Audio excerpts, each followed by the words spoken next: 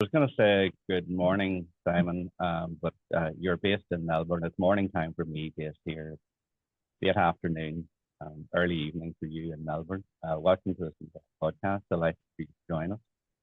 Yeah, Um, thanks for having me on. It's great to do it. how's your Tuesday been so far? I know we were doing a little bit of chat off camera, and you've had a rather nice meal already. And I'm I sitting with have. a flat white in front of me. Yeah, look, it's been a great Tuesday. Spent some time with a great client, actually delivering some AI workshops for some of their CX people. So it's been a day of AI. Simon, listen, I'm really interested to pick your brain because you've been in the combination of the CX and the AI space for quite a while. And again, we were chatting offline about copper and ISDN and those good old days when everything seemed much simpler. And so you have lots of insights, and I feel somewhat inferior here because I'm sitting in front of a man and talking to him who has a trio of podcasts. And I'm doing well to keep one running. So you obviously speak to a lot of interesting people throughout that. You obviously meet a lot of interesting clients and you do a lot of interesting work in this space. Just give us a little bit of background for our audience and listeners in terms of your own background and what you've been doing, I suppose, over the recent years and more recently in the CX and AI space. Yeah, sure. Thanks. I've been, as you say, in and around CX and more particularly contact centers for about 35 years, which is a really sad thing to admit. But, it's one of those industries when you love it, it just draws you back in. And working around the world for some major brands, lived in Hong Kong for 15 years and worked for a couple of major brands while I was there. Um, and I have been keeping an eye on AI for about 10 years, 12 years. Um, but traditional AI never really delivered on the promise for CX. Yeah. Yes, we could probably guess whether or not customers were going to churn, but that was kind of about it. Nothing else really worked properly. It was kind of a patchwork quilt. And it was really only as the advent of generative AI came along that I could see that some of these use cases would work. And so about 2 years ago, I just leaned in full time, and now all I do is AI. Interesting. It, it's an interesting time. Like you, probably not quite 35 years, but I've been knocking around the contact center space. And it's an interesting terminology used. And I come from the vendor, although I've done consulting client side, the vendor space largely. We come up with all of these terms, CX being one. Now, I'm not saying it's a bad term, but it's also quite hard. So what does CX mean? To mean everything and anything. But I actually do like simplicity sometimes when we strip it back and we're talking about contact centers. Now, that's in old money, for want of a better word, that was maybe seen as a dirty term. Contact centers. My goodness, you actually work in contact centers. Those, cheap, stack them high, sell them cheap, sort of slave houses. But the reality, that's not what they are. That's not what they should be perceived as. But I think sometimes in the terminology, we in the vendor side, and I think AI is another really good example of this, we come up with all these wonderful terms and make it sound really complex. At the end of the day, a lot Yeah. of it isn't complex. And I think I've seen a stat somewhere. I think it was maybe I was reading through your book. I think you referenced something in a Harvard Business Review or something like it was maybe 10% technology, another 10% of approach or something, and it was like 70% people. My math aren't right there, but I know it was around 70% people was around the deployment Yep. of such solutions. Um, Yeah, that's definitively true of AI. Yep. and I mean, so you've seen? Do you think this is a sort of seminal moment in the contact center space or the CX space with the advent Um, of generative I AI, or are we just another yeah, hype I cycle? No, I think there is a definitive pivot point here, but it's a pivot point that's broader than the contact center. It's a pivot point for entire businesses. And so, in the past, you're right, right? Bad news sells. So let's Hmm. publish bad news about call centers. Let's give them a dirty name. Nobody wants to work in them. And, to be honest, when we all started out in this industry, there was a whole lot of middle managers that had come out of the 70s and 80s, and they had a churn and burn mentality, and that type of stuff was going on. And then you're right, call centers became contact centers, and then they became customer interaction hubs, and then they became this and they became, and it's a really nice way for vendors to sell new products, is to change the name of what you're doing, and then you have to buy a new product to meet that new name. Generative AI is a little bit different to that. So it's affecting entire organizations. The reason that we see it appear in CX so prominently is that there are so many low-hanging fruit, simple use cases that can deliver demonstrable benefits. And they're realized in the contact center long before they are in the other parts of the organization. Like I said, because there are so many and they're low hanging, but also because CX people by their very nature have had to learn how to be ambidextrous and how to juggle things. So I want you to raise the customer service level, but I'm not going to give you any more budget. These types of things. And so CX people are the ones that will hold it together with fencing wire and duct tape and do whatever they, a number of times I've heard CX people say it's easier to ask for forgiveness than permission. And that's kind of the ethos that they live by. And so they're naturally gravitated towards innovation. They're naturally open to those types of things where, the finance department, the dispatch and transportation departments might not be so open to change. But what we are seeing is it is impacting huge slices of organizations. And you mentioned a couple of things there, and I have this, thought process around what I call searching for the Holy Grail, which I think is in the CX space. So on one hand, it's about reducing costs, operational efficiency, more efficient, more efficient. On the other hand, it's about then improving customer experience. And in many regards, those two are competing against each other, because in any world, you can reduce operational costs by, not answering contacts or what the experience drive through. And the industry went through various permutations of that over the last maybe 10, 15 years, from outsource to in-source to near source to far source. And ultimately, everything impacted the CX, and we're come back around to this. So, and we often, and again, my background was in building automation and IVR technology, and we often talked about low-hanging fruit and, natural language and speech rec was going to do it, and the open dialogue do it. Now we're at Gen AI, and that's going to deliver.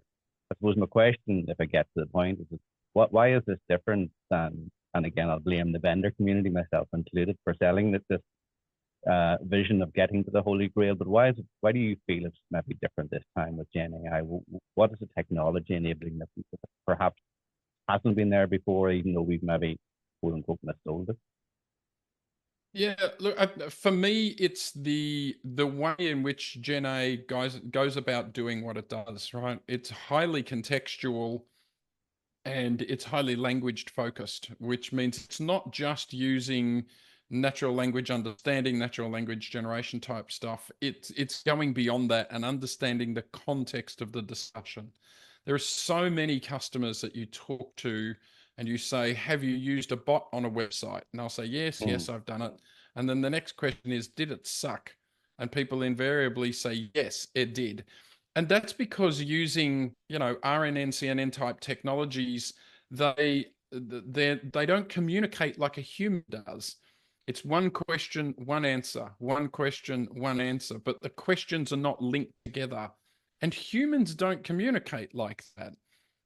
If I asked you what you did on the weekend and you said I painted the bathroom, my next question would probably be, oh, how did it go? Now, how did it go is highly contextual, and that's how we as humans communicate. So when you have a technology that doesn't communicate that well, a lot of conversational AI is built on older tech.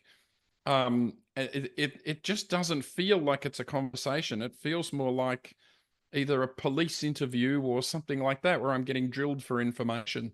Whereas generative AI has really taken it to a contextual discussion.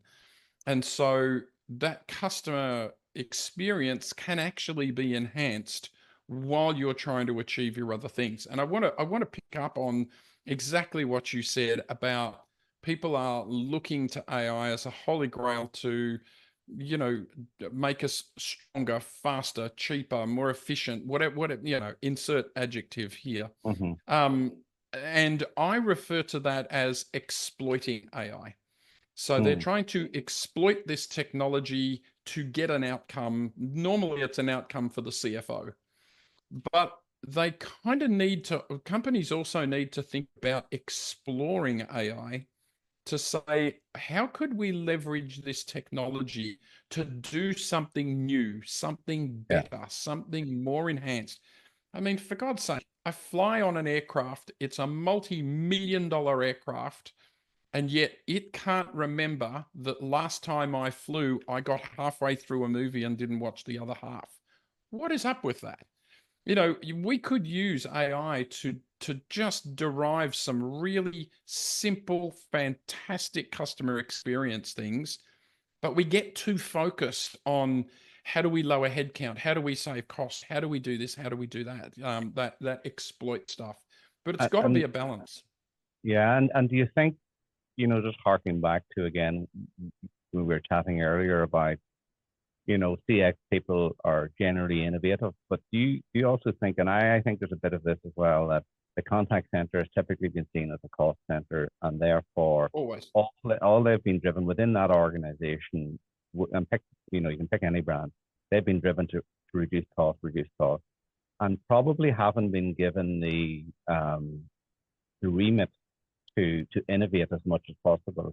And when particularly something like a technology innovation comes on board, like AI, that tends to float into the technologists, not necessarily the people driving the CX experience. And I had this chat with the previous guest, I think Paula Kennedy Garcia, excuse me.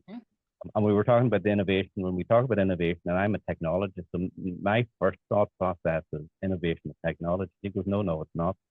Innovation is about people, and innovation should come way before technology.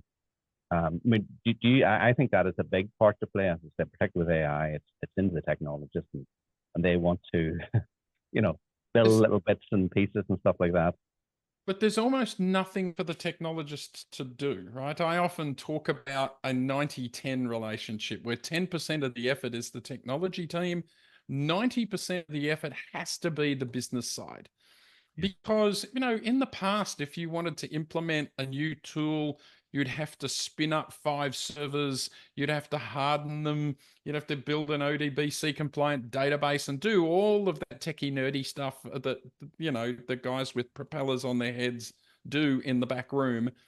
Some of those propellers listen to this podcast as well, so we'll get you on them. They'll be nodding their heads and spinning the propellers. With AI, particularly generative AI, that's not the case. Most of it is simply API calls. So outside of kind of getting those API calls right and making sure that security is protected and all that sort of stuff, there's not a great deal for the technologists to do. But there is a ton for the business people to do. And I'll give you a really simple example. A great use case for a call center is to put generative AI in front of your knowledge base. Whatever your knowledge base is, it might be as complicated as a top line product, one of those Panviva Life Pro Variant type things, or it might just be an Excel spreadsheet or an internally built website or a SharePoint site or something where you're keeping your knowledge. Whatever that is, if you want to put a bot in front of it, that sounds like a great idea.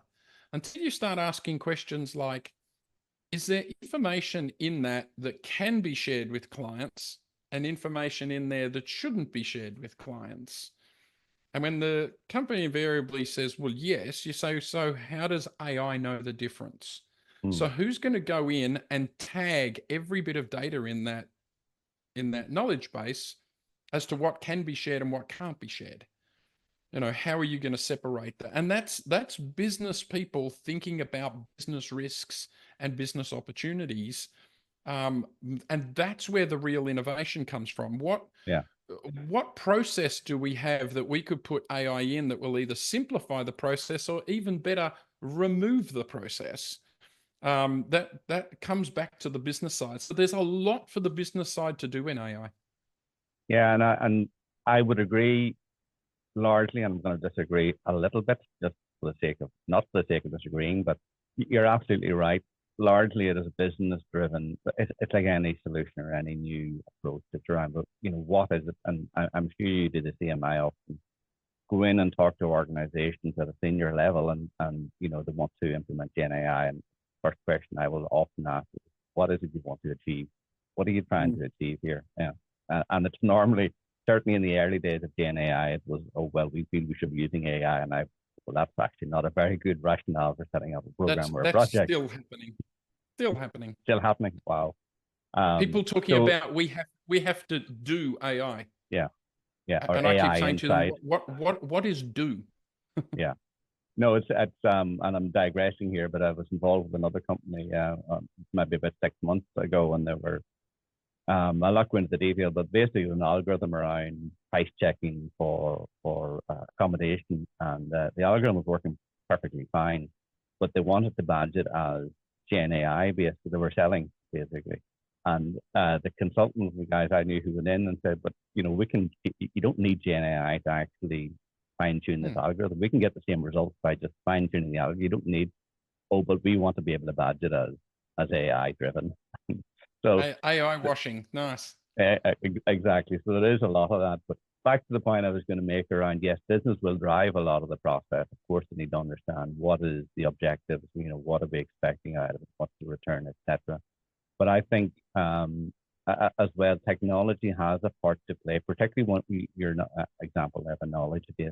You go into any, it's okay in a smaller organization, but a larger organization, knowledge is usually, it's not in one clean database or one schema. It's distributed throughout the organization. So how do you connect those schemas or that data? How do you pull it together? Again, without going too technical, how do you pull it back into some form of vector database, for example, that makes your bot much more powerful? So there are real opportunities there for the technologists within the organization to help drive. But you're right, it has to be driven by what is the end objective? What are we trying to achieve here from a business perspective? Yep. Yeah. What's the use case? It's always what's the use case, and how complex is that use case? And not complex from the point of AI, complex from the point of data, complex from the point of internal politics. That it's those types of complexities that get there. And you hit on a great point. You go and talk to senior executives and even board members, and they're still very lost in what they should be asking about, what they should know, what they shouldn't know. A lot of company boards, if you say to them, are you talking about AI? They say, oh, yes, we ask every meeting. And I say, good, what do you ask? And they say, well, we ask, are we using it? And I said, okay, that's probably not the question Nice you should be asking. But at least that's a question. Yeah. No, and I think again, I think I was reading through your book, and you had a couple of, I think it was Dr. Michael Colo had mentioned, trying to use the spaceship to cycle to the corner store. So that's a bit like, again, the terminology crowbarring AI solutions in when, and I think we were talking offline earlier around, some of these organizations, if they even look at cleaning up their data or going down an ISDN route or, putting a proper CRM in place, you would get tenfold the benefits than they're going to necessarily achieve from another terminology, not quite polite one that I would use, from putting lipstick on a pig, as we would say. So while it might look and sound pretty, it's actually not doing an awful lot under the hood. Yeah, look, I've seen a lot of bots that have been produced that I refer to as Barbie doll. Like, they look good, but they're dumb. They just can't do anything other than point you to a website, and that's not what you want from a truly interactive bot. You want it to answer your question and go and execute on a process and do those types of things. Yeah. And do you, I mean, again, you're dealing with a lot of organizations. Do you see that confusion? And again, when I look, well, it's in LinkedIn or wherever, you see, and there's a lot of, vendors popping up now, and, you'll see videos of avatars of, fantastically sounding. They're obviously, and I've done it in the past myself, they're what I would call smoking mirror demos, like, you know, to sound brilliant. Like, so you have senior execs looking at this and say, well, we want one of those. Can we not have that? And then you go, but why do you need that? What is it you're trying to achieve? So I find while the level of interest is great to have from these senior execs, they're sort of trying to step them back and say, well, okay, I understand that sounds right, let's say, and glamorous, like the Barbie doll. But what is it you're trying to achieve? And I think you had a couple of terms you used as well, the FOMO, the fear of missing out, and the fear of moving forward, which I hope is brilliant, actually. It's, do you want to elaborate a little bit on that and what you're seeing in terms of that fear of moving forward in particular? Yeah, absolutely. So FOMO, as we all know, is, fear of missing out, and that makes people run out and want to buy a box that's got "now with AI" written on the side of it. They want to do AI and all these types of things. The board is telling us to do AI. But at the other end of the scale, and it's a bigger risk, and we're seeing particularly, I'm seeing this in Australia, I've seen evidence of it in the US and the UK, is just evidence of fear of moving forward. And people are happy to experiment, they're happy to play, and that's been published in multiple studies. MIT did one, Gartner's done one, where it talks about that the vast majority of generative AI stuff is still experimental. Like, they're still just playing with it and experimenting with it. And I think part of that comes from what I call Meno's paradox, right? So Meno was around in the time of Socrates and kind of said to Socrates, I'm sure I could find out everything I needed to know about the planet if I just asked you the right question. The only problem is I don't know enough to know what that right question is. And that's exactly what's happening with AI. If I say to a company, what would you like to do with AI? The most frequent response I get is, I don't know. What can it do? So you've got this kind of chicken and egg thing going on. And then that's overlaid with an absolute smothering of negative publicity from the media. The media never tell you about this amazing bot that's doing these fantastic work. They just tell you about all the times things went wrong. Yeah. Or And Canada, and or they're BCG, or a whatever. needle in a haystack example, but they blow it out of all proportion. So you've got a group of executives that are saying, we've got this transformational new technology. I'm reading everything in the newspapers says that it's dangerous, and you all want to play with it in production, and you're telling me I need to tolerate some failure. Well, it's just too scary. And so we're seeing entire organizations. I've actually had CEOs say to me, I'm going to wait for AI to slow down. And I'm kind of saying, I think you're looking in the wrong direction at a train that's already gone past. It's not slowing down. You're going to have to take your shoes off and get in the water with everybody else at some point. But there is just a lot of fear about it. And there's the vendors are all talking up, particularly these, the only thing faster than a cheetah is how quickly somebody can become an expert in AI. And so there's just so many out there, and so many startups and all of these things, and some of them are doing great work, but they're kind of charging in and saying, oh, come with us, we'll give you a 90-day free thing. But the companies are kind of going, I don't even know if that's the right use case, let alone the right solution. And so there's a lot of confusion out there in the market. Yeah, there's a couple of things there to pick up on that latter point. Maybe I'm getting old. Maybe I'm getting a little bit wary of all the hype. And as we've been building systems like this for 20 years. And quite recently, I noticed on the promotional side, from a kind of vendor side, there was a certain company organization. I'll not give too much detail, but when I looked into the background, about 4 years ago, they were building websites for local authorities, and now they are seen in certain areas as the de facto voice of AI and Gen AI and everything. And I'm going, maybe I'm doing something wrong here. Maybe it's the self-promotion isn't good enough. and I absolutely believe, you're right, that's just, generating so much, obviously, on social media, and by that I really mean LinkedIn, in this Mm.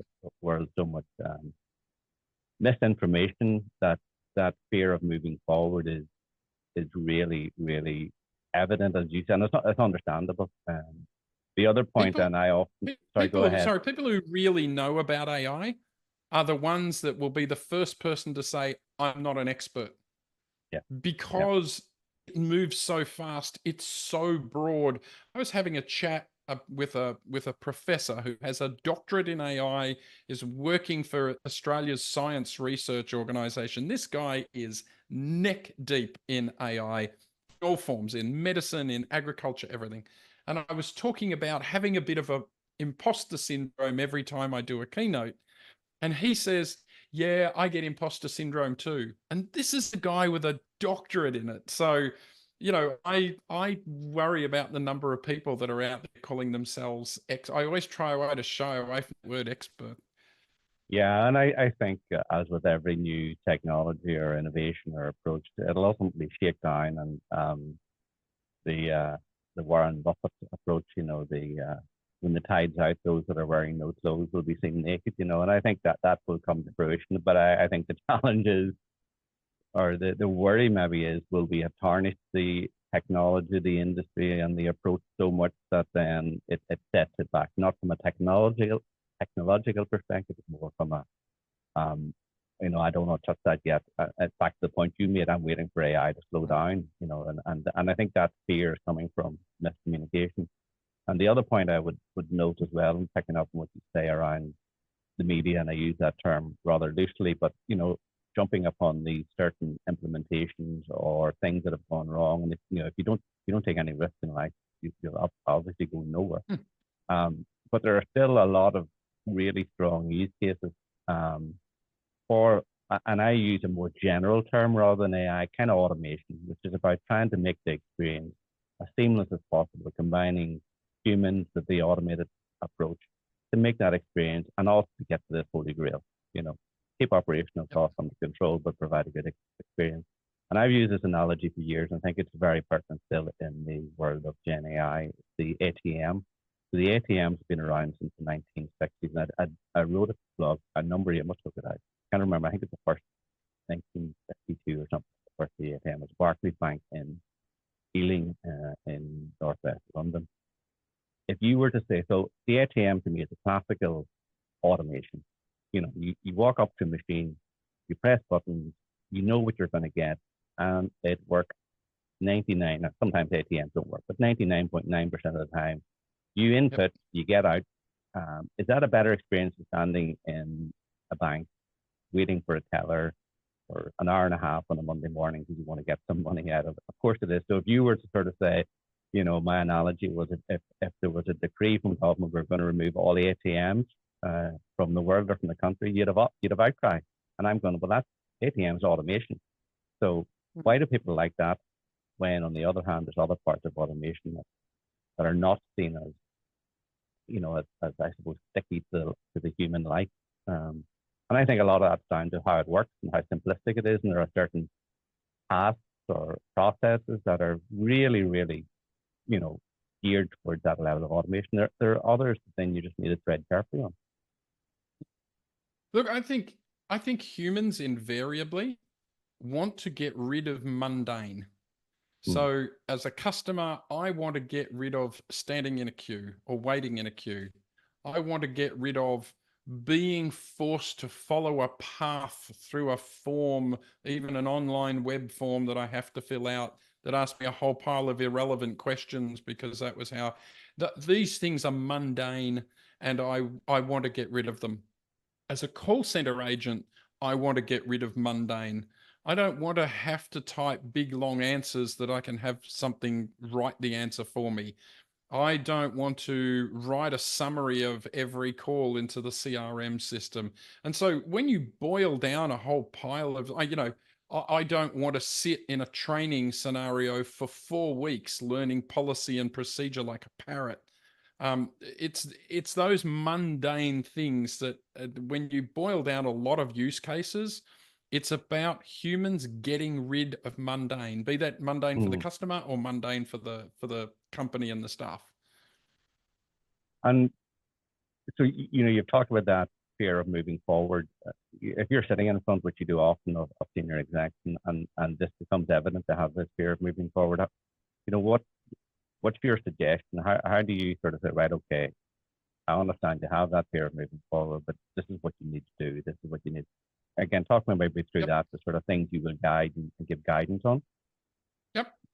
Well, the first thing to do is make it okay that that's where they are in their journey, right? It's okay to be stalled and to be questioning and all that sort of, the dirty little secret about generative AI, and here's a secret for you listeners. The dirty little secret is generative AI is a lot like teenage romance. Everybody's talking about it. Everybody thinks everybody else is doing it. The reality is hardly anyone's doing it. And those that are doing it are probably doing it wrong or doing it without protection. So, you choose your words carefully. I was going to say like teenage sex. I thought you were going to say, but I like to go with romance. It's it's a diverse audience. Let's go with romance. But and that's a truth. You shouldn't feel like you've missed the train by 2 years. You haven't. This is where a lot of companies are. The next thing then is to, that very first, what should we do first? I tend to go to education and governance. So the very first thing is let's get the leadership team at least all on the same page about what AI is, what it isn't, what it can do, what it can't, what are the opportunities, what are the risks. And you can do that in a half day or a 1 day kind of workshop thing or however format you want to do that. Get all of the executives on at least on the same page. And then think about your governance. And governance moves depending on the complexity of what you're doing and who your audience are. But if you're just going to start with recognizing that 75% of your workers are probably using generative AI anyway, without you knowing, we call it shadow AI, your first port of call has got to be getting on top of that, bringing it out of the shadows, making it okay, talking about generative AI usage guidelines, and something from the CEO that starts to position where the organization is with AI. These are these first few critical steps. The reason the CEO needs to position it is, why do call center workers fear that AI is going to take their job? Because they're not hearing anything different, right? Fear only exists in a vacuum. So if the CEO isn't saying anything, everyone's sitting there kind of scared about, what's going to happen to my job? If the CEO came out and said, we're just starting our AI journey, we're exploring it, we don't know where it's going to lead us, but we're not doing AI just to lower headcount. We actually want to look at how it can make the business better and stronger and have us doing higher value work. Now, does that mean some jobs won't be displaced and some people might have to pivot? Absolutely not. That's a part of running a business in a modern environment. But we're not doing it just to lower headcount. But bear with us. We're going to work our way through this. At least that message gives people a degree of comfort. So some of this is about stripping away some of that scare and getting a level of understanding. Then you start to move into, what are you really doing? So having the board understand what you're going to do, identifying your use cases and your first 2 or 3 use cases, and you deploy this technology for contact centers. If the use case is simply to listen to the call, transcribe it, and write a summary in CRM, do we need a 17-page AI, ethical AI and responsible framework? Absolutely not. It's a super low risk case. As you start getting into riskier areas of AI, if you start using it for recruitment, if you start using it to profile customers, whatever, yes, then you need to go down that deeper governance route. But I think people are overthinking what a lot of this stuff is. AI is great, but everything old is new again. as it comes through AI. So those simple business practicalities of getting everybody on the same page, openly communicating, and then starting with a first step that's exactly where I direct clients. Yeah, the quote from your book, the Nike phrase, just do it. Just do it. Yeah, just start, but start small. Like go for one use case. The contact center alone will give you 20 use cases. Yeah. Right. The legal team will give you 5 use cases, and so team will give you 10 use cases, and that's fine. Pick one. Go and do it well, and make sure it's an internally facing use case first. Don't launch a customer facing bot as your first thing. Make your mistakes internally in the quiet. Find that use case, go and execute it incredibly well, and then maybe in your second sweep you do 3 use cases, and in your next sweep you do 7 use cases. But start with one. Yeah. No, I like that approach, and when I speak to clients as well, I try to speak in that language. But it's interesting you say, the 17-page document around ethical use of AI, and if the only thing is I want to sort of summarize an interaction. Now, obviously, I'm not saying you're blasé about it, but you're right that there's certainly a lot of push, and it's probably coming from large consulting houses as well, who say, before you even start on this journey, you need to have a framework. You need to understand the ethics. You need to understand everything, as opposed to there's a balance somewhere. Don't get me wrong. It's not a case let's jump in and not take anything into consideration. But I think preventing that, and I'm not going to name the large consulting houses, but you probably know who they are. I do. The simple truth of it is, when you boil down risk with AI, it's, are you likely to impact the life of another human? If you're not likely to impact the life of another human, then it's a lower risk case, right? And everybody says, oh, but what about financial risk, reputational risk? Yeah, that usually occurs because a human was impacted. That's why you get reputational damage or financial damage. So if the use case, and going back to our example, summarizing a call and putting it in the CRM, is not likely to cause irreparable damage to another human if it goes wrong, right? Yes, you might track the wrong information and a customer gets frustrated next time they call in because the wrong information was in the CRM, but it hasn't significantly impacted their lives. Now, and different organizations are going to have a different tolerance for this. There's a big difference between an organization that is built to provide services to disabled members of the community. They're highly vulnerable, as against British Paints, who aren't likely to impact people. So there's going to be an organizational level decision around some of this ethics and stuff too. So it's it's a gold mine for the big consulting firms, but it's not necessarily where every organization needs to be. No, and you mentioned there around the risk approach, and I did like, I know the EU have quite recently, I think in the last the EU AI Act, and their approach, which actually pleasantly surprised me when I was reading it from that sort of vendor technologist perspective, was very much about risk-based approach. And I think that maybe I should know this better, but I think about 6 levels of risk or something that they refer to. And exactly as you're saying, really at the top of the pinnacle is where it impacts human health, human behavior, and there is real risk. Then absolutely, there's a lot more you need to put around it. But it's at the low end of the pyramid, the bottom here, and things like maybe summarizing calls. Okay, it needs to be correct. Okay, you absolutely need to protect PII, personal data, etc. Of course, you need to do that, but you need to do that in every facet of running your business anyway. You need to make sure that data is secure and you're not misusing data. That's just normal good practice that you should be doing. If you're not doing that, that's not new. Stop talking about AI and go and sort that out first of all. And when you get that sorted out, then we can deal with it. So I definitely think that risk-based approach.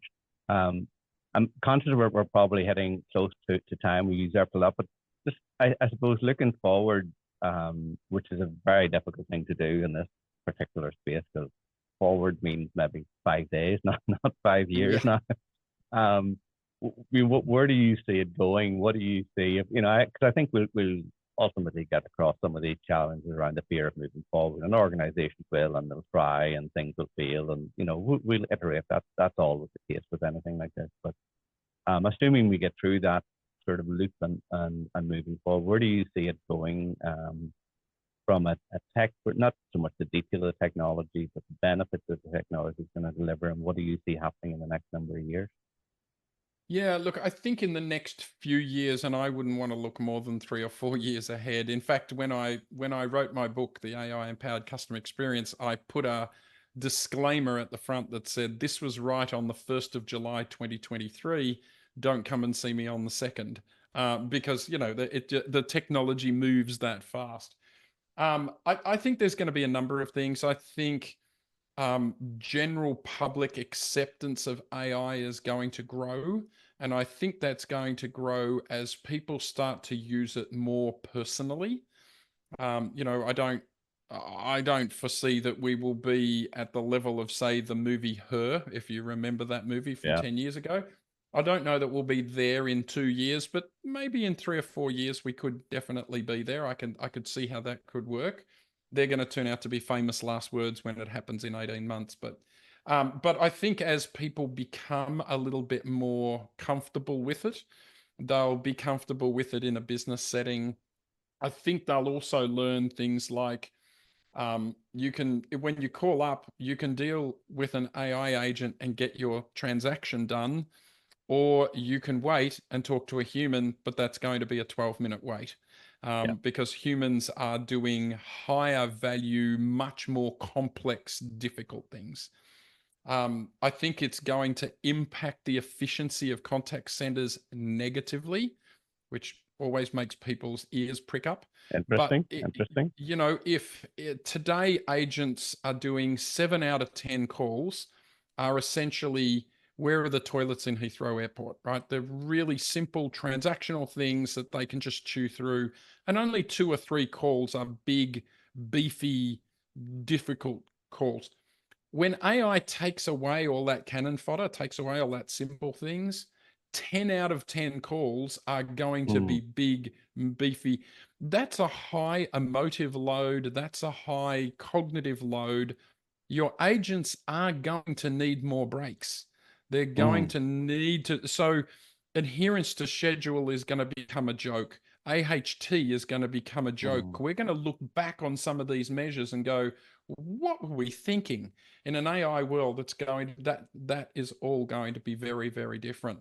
So I think there will be some fundamental shifts in business, but I think there will be some equally fundamental shifts in the community. And it'll be interesting for the laggard companies when their customers start calling them, knowing more about their product, knowing more about the company than they do, because these people are using AI to empower themselves before they call. So the threat for me isn't so much we're going to go out of business because our competitor is better than us. I think the threat is we're going to go out of business because our clients say, you're too slow, you're too stuck in the past. I'm going with that vendor. Because they're going to experience it in their lives. They're going to want it and expect it. Apple has just announced that it's going to put, high quality generative AI into its handset. So we already know Apple owners tend to be more affluent.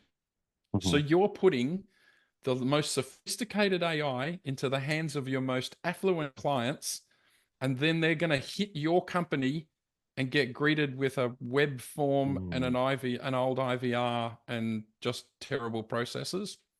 They're going to go. Yeah, that's definitely food for thought, and it's and I hadn't thought about it from that angle, particularly the emotive loads and the disappearance of AHT. Oh, that's been around for a long time, that term. Yeah. I think I've been fighting to get rid of it for years, and I might have actually found the technology that can do it. You might well, but I think every conversation that I always had, there was an AHT in it somewhere, volumes and average handle time is always the rule by which we lived or died in terms of implementation. So if that goes, we'll have to get another 3-letter acronym to replace it. I'm sure being from the tech community, we'll find something that that will be suitable to replace AHT. But yeah, I mean that's interesting, and the point you made as well about iPhone, and again, I think I'll quote your book again. I think it was 36% were affluent on average an iPhone user is compared to an Android user. And again, that's a brilliant point. As you say, if that's in the hands of the perceived, or well, I know what's average data of the more affluent type of customer, that's their expectation. And if you're not delivering as a customer, or sorry, as a business to their expectations, then you know what, somebody down the road or on the next tab on the browser or wherever they find you is going to be doing that. Absolutely. Brilliant, Simon. It's been a pleasure, and it's actually flown, this chat, and there's a whole bunch of things we could have touched on. I was going to try and drill down into bias and ethical concerns and a lot, and there might be something we'll dig up for a second podcast. I'm sure if we can get some of your time down the line, because I think, as you say, 5 years, 3 years, probably 3 months is a long time in this. So I'm sure there'll be plenty of things to chat about. It's been great. Thank you for your time today, for joining the podcast. It's been a privilege to chat to you. Thank you. Thank you for having me along. Great to meet.